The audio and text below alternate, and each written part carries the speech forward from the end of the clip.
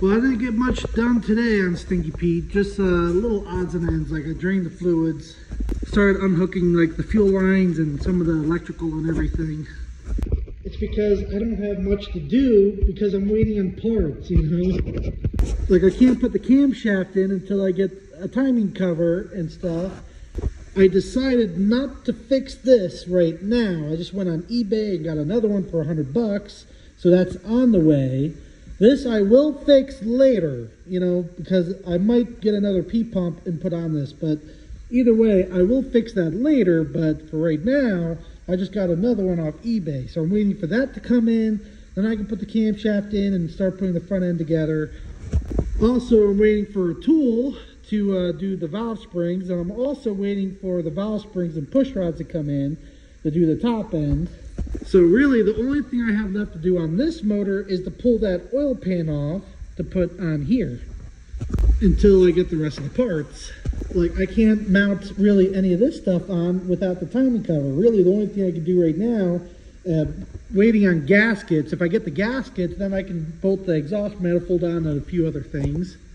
But really, the biggest thing I can do is pull the motor and trans out, which isn't, there's not much that holds it in. You know, literally just 2 power steering lines left, 2 bolts for the motor mounts, and literally just the transmission linkage, drive shaft and cross member. That's it, and the whole motor and trans will come out. Everything else is done. You know, seriously, it only takes me, what, maybe 4 hours to pull the motor and trans out of Stinky Pete. Now, mind you, I do need help to watch it as it comes out so it doesn't catch on anything while I'm pulling it out. But either way, if I had just like extra help when I needed it, it only takes 4 hours to pull the motor and trans out.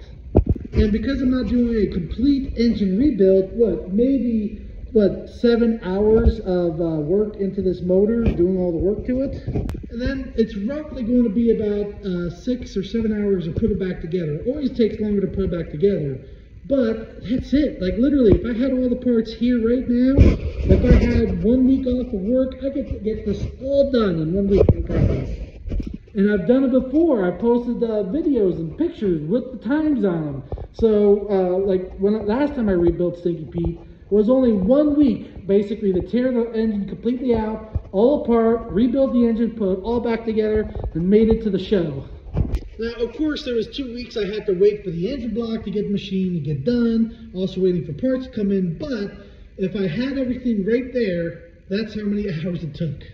It's like total of 40 hours.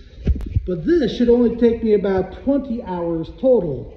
The really time-consuming things are going to be the aftermarket gauges I plan on putting in, like the exhaust temperature gauge, a few other things, also a fast lift pump, you know, a few other things like that, doing some other improvements. But that's the only thing that's going to eat up a lot of time. But again, I do work a regular job, you know, I only do this when I'm at, like, after work, you know, or weekends. So I'm only doing like an hour or 2 every day after work, and then weekends probably like 5 or 6 hours on weekends. But right now, I'm either waiting on parts right now that I already paid for, or I gotta wait until I get paid to order the other parts.